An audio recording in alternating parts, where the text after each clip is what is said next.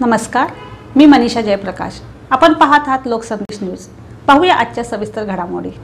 माननीय संदीप भ घुगे पोलीस अधीक्षक सांगली व माननीय रितू खोकर अप्पर पोलीस अधीक्षक सांगली तसेच माननीय दादासाहेब चुडप्पा पोलीस उप अधीक्षक गृह तथा मानद अध्यक्ष सांगली जिल्हा police cooperative credit society Sangli यांच्या मार्गदर्शनाखाली सांगली जिल्हा पोलीस तलामध्ये पोलीस अंमलदार यांच्याकरिता सांगली जिल्हा police cooperative credit society Sangli कार्यरत आहे।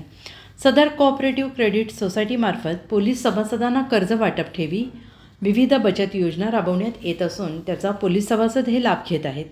सदर सांगली जिल्हा पोलीस कोऑपरेटिव्ह क्रेडिट सोसायटी सांगलीकडून पोलीस सभासदांकरिता दर सालाप्रमाणे याही वर्षीची सन 2025ची दिनदर्शिका प्रकाशित करण्यात आली असून आज दिनांक 27/12/2024 रोजी माननीय दादासाहेब चुडप्पा पोलीस उप अधीक्षक गृह तथा मानद अध्यक्ष सांगली जिल्हा police cooperative credit society Sangli व पोलीस निरीक्षक भालेराव जिल्हा विशेष शाखा पोलीस अधीक्षक कार्यालय सांगली यांच्या हस्ते अनावरण करून प्रसारित करण्यात आले।